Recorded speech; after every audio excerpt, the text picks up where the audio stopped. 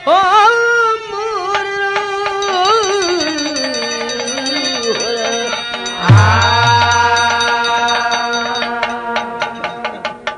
आपदा में सदा वीर हंसते रहे, शान सम्मान अपना वो छोड़े नहीं, निज गुनहगार को भी क्षमा कर दिए, तार इंसानियत का वो तोड़े नहीं, दोस्ती पृथ्वीराज से माहिल किया, हाल सिरसागढ़ का बताया चली।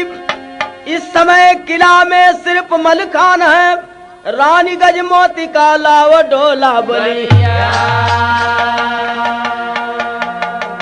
एक समय इतिहास आल्हा उदल अपने भाई मलखान से नाराज होकर चले महोबा।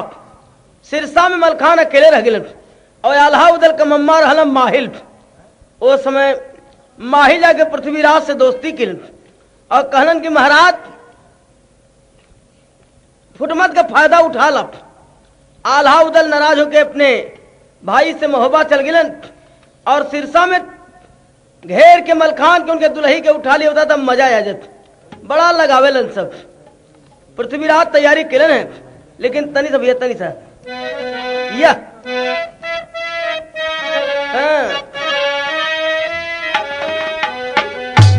अरे सिरसागढ़ के समर में डटे नौजवान, सिरसागढ़ के समर में डटे नौजवान, सिरसागढ़ के समर में डटे नौजवान।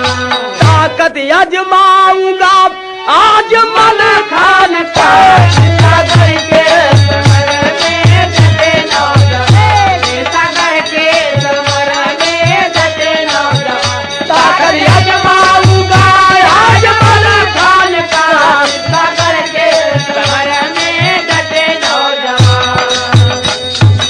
अरे सिरसागढ़ के समर में डटे नौजवान, ताकत आजमाऊंगा आज मलखान का, डोला गजमोती का लेके जाएंगे हम, डोला गजमोती का लेके जाएंगे हम, डोला गजमोती का लेके जाएंगे हम।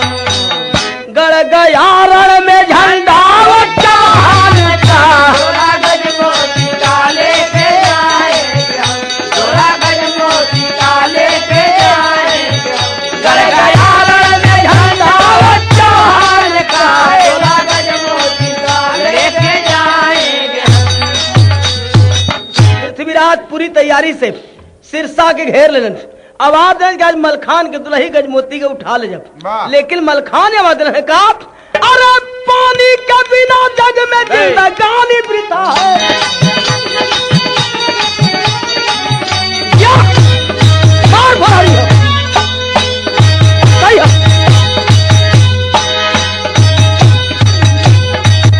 अरे पानी के बिना जग में जिंदगानी वृथा है, सपूत मर्द की जवानी वृथा है। चपला सा चमकता था मलखान का तेगा, है मर्द कौन लोहा जो औलाद से लेगा। सिरसा वाले पृथ्वी को पे पानी का छोड़े, भागे पिथौरागढ़ में चौहान भगोड़े, अरे भाग गई सब।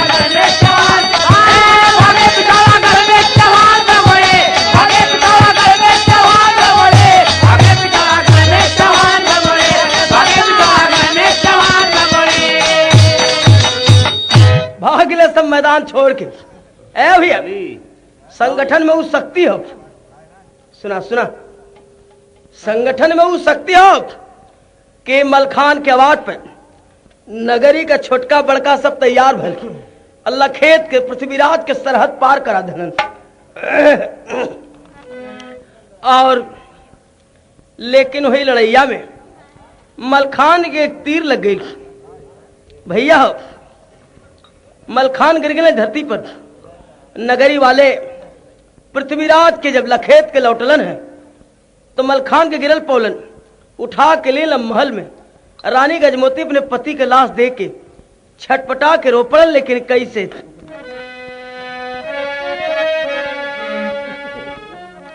औरत की जिंदगी का चांद होकर सिंदूर होला, तो आज सिंदूर धो के उर्वत बका कि हेरैल चनवा कौन बदरा में हेरैल चनवा कौन बदरा में हेरैल चनवा कौन बदरा में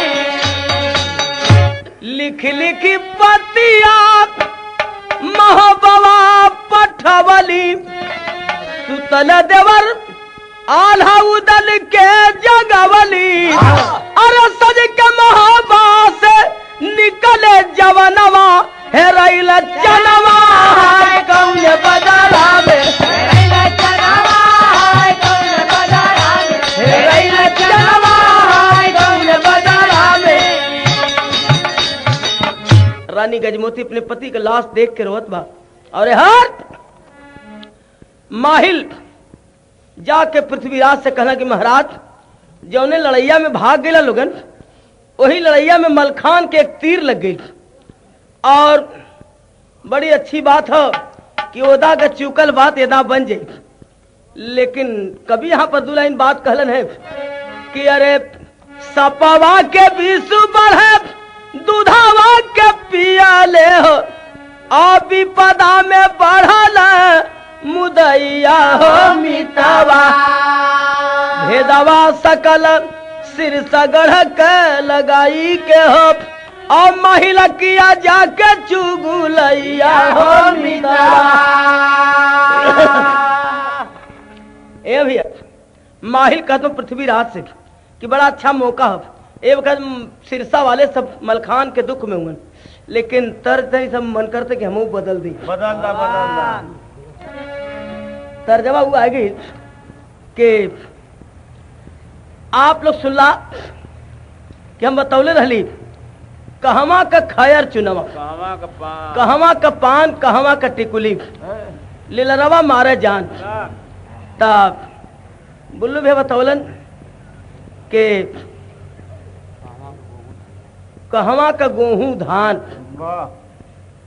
और कहवा का वो खरीद मुसरवा मारे जान और एहरा के बतौलन कि एहरा का खरी उनिए का खरी और पूछना कि कहवा का तो कहना कि उनिए का यानी क्लियर करके बतौलन है ये ना हो कि नहीं कोनो बात को मैं छिपावल जाओ क्लियर करके बतौलन ये कहलन कि रामदो के अच्छा भी लगत हो और ठीक भी लगत रहा ऐसा बात ना हो कि बेजा लगत रहा अच्छा लगत है पब्लिक के भी बढ़िया लगल लेकिन दो तीन चीज और मशहूर बा का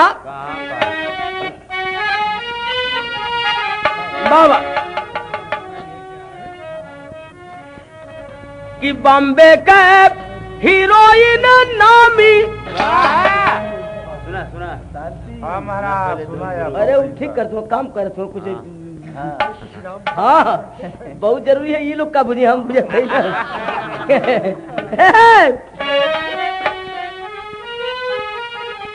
बॉम्बे का हीरोइन नामी अरे बंगला का छोकरी बनारस कही जड़ा बनारस कही जड़ा उनके नगर पालिका से आदेश रहला ए भैया मशहूर होल का कि अरे बनारस कही जड़ा बम्बई के हीरोइन नामी और बंगला का छोकरी नामी वो बेग लेके टहरेली चश्मा लगा के और कहा कि बम्बे का हीरोइन नामी हरे बंगला का छोकरी बनारस कही जड़ा जड़ावा मर हो सोन बनारस कही जड़ा मर हो सोन बनारस कही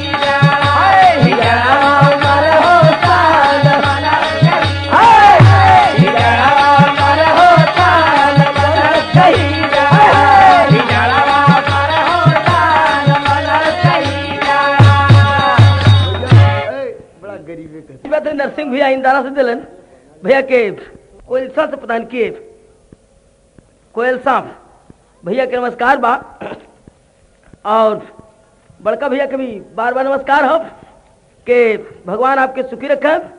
और रह गई बात के ई बाप राज माना बोल माहिर बाती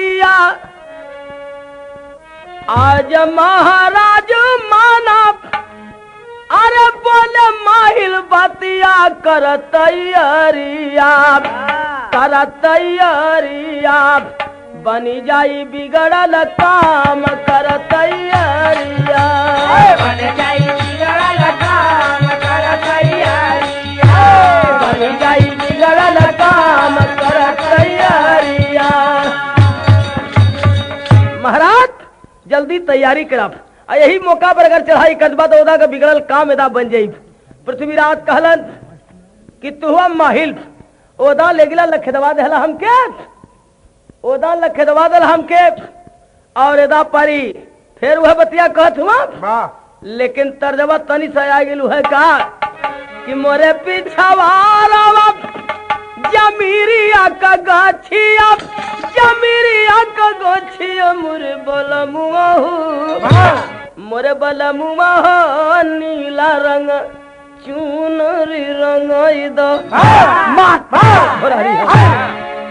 बोले पृथ्वी राज साथे दागवा कमाइला साथे दागवा कमाइला मोरे संगतिया हो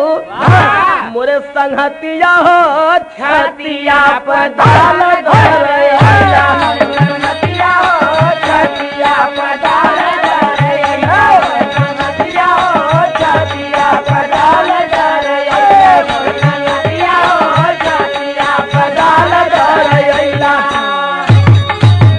हमहू के खैबा अपने भैने के खैला अपने भैने के खैला मोरे संगतिया हो छतिया पे डाल दरैया। पृथ्वीराज कहना कि खबर गलत हुई तो गर्दन काट ले, माहिल कहना कि मंजूर हो, लेकिन तैयारी कर ला खबर सच्ची लेके आ ले। और वह गजमोतीन पाती लिखत बा महोबा कि आप लोग नाराज होके चल गिला, पृथ्वीराज अकेल पाए के हमार सुहाग लूट लेलन। ये पाती जब मिलल है महोबा उदल पाती लेके पढ़ लगलन कितना बली हमार भैया मलखान मारल किसे गेलन, हरे पानी में कैसे लागल यगिया झंखयाल हा उदल आवयात पुरानी झंखयाल हा उदल आवयात पुरानी पानी में कैसे लागल यगिया झंखयाल हा उदल आवयात पुरानी पानी में कैसे लागल झंखयाल हा उदल आवयात पुरानी पानी में कैसे लागल यगिया। बेतवा के तर जब पहुंच गए आल्हा उदल घेर लिए बेतवा के तर जाकर के अचानक बैरी दल जयचंद के बेटा लाखन के आल्हा अगुवान बनाए हैं और लिख के पत्रिका संधि के पिथौरागढ़ भेजवाए हैं। आल्हा उदल सच के चलन है पता लगा हुआ है। जब बेतवा नदी के तट पर पहुंचल न तो पता लगल कि पृथ्वीराज भी चढ़ाई करेगा तैयारी में हो। इन दल के भेजलन की जा पृथ्वीराज से कहदा कि हमें अपने भाई क्रियाक्रम करे भर मौका दें, एक बाद लड़ाई हो जाएगी। इन दल आ गए पृथ्वीराज के सामने। पृथ्वीराज कहला कि का हो, अरे लड़ाई से हिम्मत छूट गई, का अकेले आवत हो आप? कहला कि हिम्मत ना छूटल बा, खाली एक शर्त हो कहे का आप आई तर्ज हो फिल्म बिहारी बाबू के।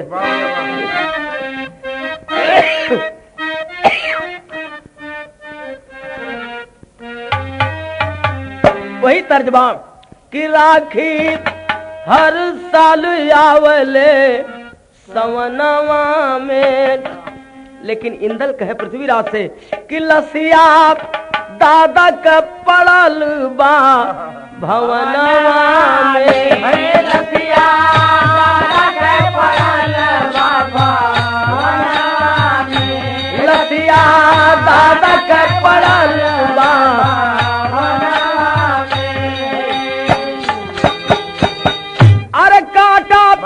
काहे का चुभावला सुमनवा में लसिया दादा का पड़ल बाबा वनवा में लसिया दादा का पड़ल बाबा लसिया दादा का पड़ल बाबा कहलन की बहादुर आदमी हुआ। एक बात कहना हो का हरे वीर पुरुष हो धोखा न करिए अग्निदान तक धीरज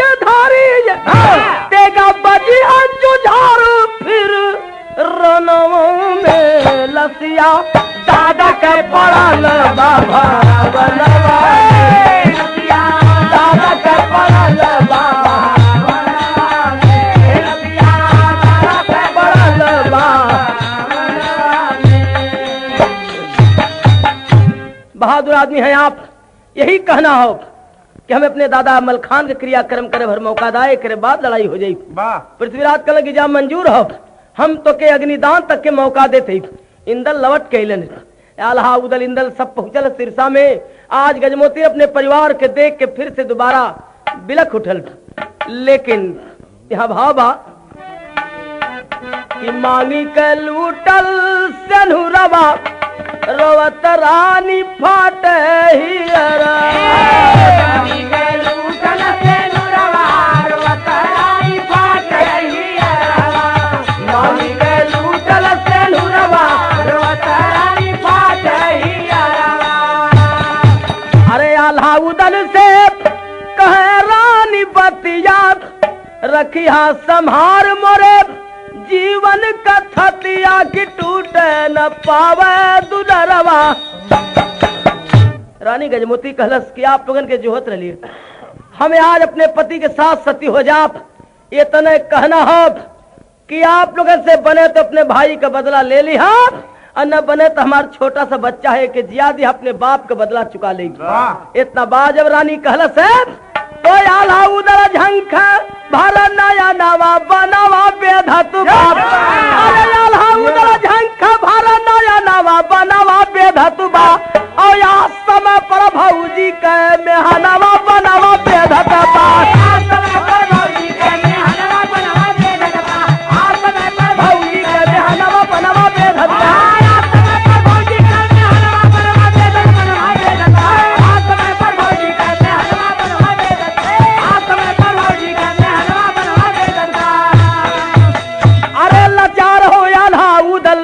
भाई की चिता सजाए हब, छू के चरण गज मोतिन के चिता ऊपर बैठाए हब। अरे दिए बहोरन बेटा अग्नि दनवा बनवा बेधत बाप। आ धोखा कैला पृथ्वीराज ते छनवा बनवा बेधत बाप। धोखा कैला पृथ्वीराज ते छनवा बनवा बेधत बाप। धोखा कैला पृथ्वीराज ते छनवा बनवा बेधत बाप। ए भैया जैसे ही चिता तैयार करें मलखान के और चिता पर गजमोती बैठल सती हुए देखे, और तब तक पृथ्वीराज चारों तरफ से घेरा डाल देना। मलखान का छोटा सा बच्चा बहोरन अग्निदान के लिए, लेकिन जब घेरा डाल देना पृथ्वीराज आवाज दिलन है कि हमारा वादा पूरा हो गया, हम अग्निदान तक के मौका दे रही है, अब लड़ाई हो जाएगी चाहिए। इतना जब आवाज दिलन है, अरे झंखा बिना पंखावा का जैसे पखेरुआ, मणि बिना फणी जैसे झंखा बार बार। अरे झंखा आल्हा उदल झंखा इंदल ललनवा, झंखा सब वीर नहीं हाथे हथियार। बेबस आजा पनिया लूटी हो दुनिया में, सब कैला पृथ्वीराज साथे धोखा कमार। जाओ की भौजी के पकड़ ली है मुराई, अरे भुजवा का जोड़ा अरे होई है बेकार। सब लोग चिंतित हो गए, कोई के हाथे हथियार नहीं बा, और आवाज पृथ्वीराज हो गई कि लड़ाई होए के चाहिए।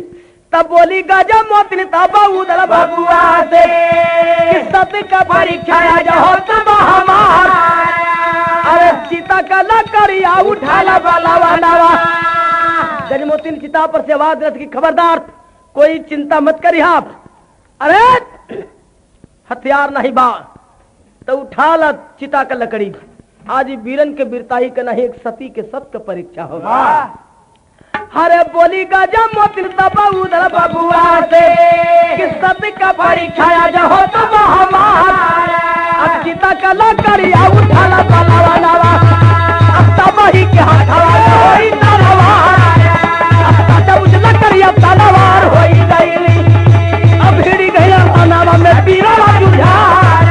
अब खाता खाता पे गवा बंद हो जा बला, अब नसिया से भारती पटल एक कतार। अब दुर्गा महारानी भुजा उधर के समैली, अब भागे जवान सब होई के लाचार। अब पृथ्वीराज को पकड़ के उदला बघेलावा, अब मुसु का चढ़ाए बाधा दिया उस पार। अब बोले उदा माफी मांगा मोरे भाऊजी से, अब बगिया बखला जगर कैला उजार। मार मार के खरिहान कर दिलन, और पृथ्वीराज के उल्टी मुसुक चढ़ाए के बनलन उदल। लीलन गजमोतीन के सामने कहलन कि आज मांगला माफी हमारे भौजी से, नहीं तो आज गर्दन काट ले। गजमोतीन कहलस कि बस हो गई लेन करवाली, मर्दे का शान मारल जाला, जान नहीं मारल जाता। इतना बड़ा वीर आज हमारे सामने उल्टी मुसुक के बांध के आ गेलन, बेबस हो गेलन, इनका शान खत्म हो गई और जल्दी इनके छोड़ दे।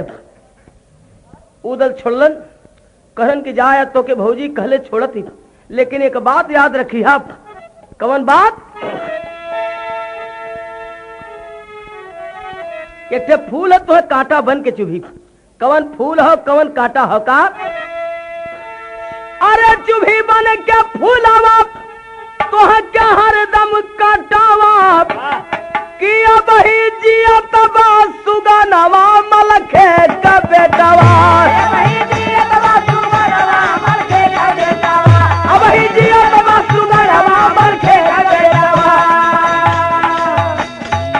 हार की चिट्ठी लिखवा कर बोले उदल उन्मादी, हंसी खुशी से हुई है एक दिन तुम्हारे घर पर शादी, दुल्ही ली है गवनवा मलखे का बेटवा। लाचार हो के पृथ्वीराज सब शर्त किए मंजूर, मर्दानों से पाला पड़ते गर्भ हो गया चूर, आप छोड़ल दुश्मनवा मलखे का बेटवा। रात तिलक दे मलखे सुध को लवटे घरे जवान, जैसे सोम सिंहासन ऊपर बैठे हैं मलखान, पूरा कैले यार मनवा मलखे का बेटवा।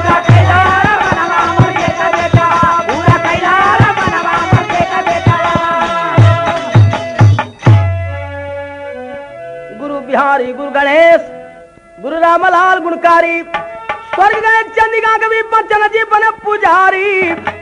पानी में कैसे लागल अगिया रामदेव रामा कवि का छलक का बेनुरानी, पानी में कैसे लागल अगिया।